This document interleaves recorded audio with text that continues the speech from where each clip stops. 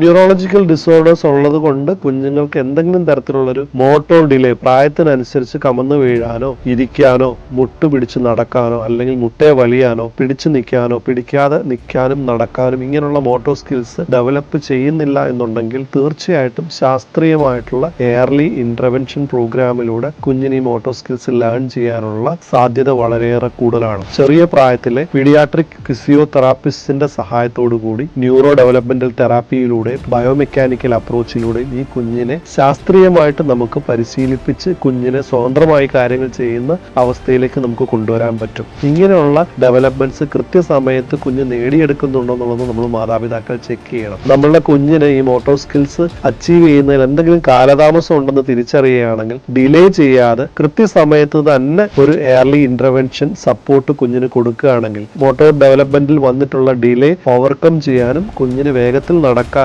അതോടുകൂടി മുന്നോട്ടുള്ള ഡെവലപ്മെന്റ്സ് അതിനനുസരിച്ച് വേഗത്തിൽ നേടിയെടുക്കാനും പറ്റും.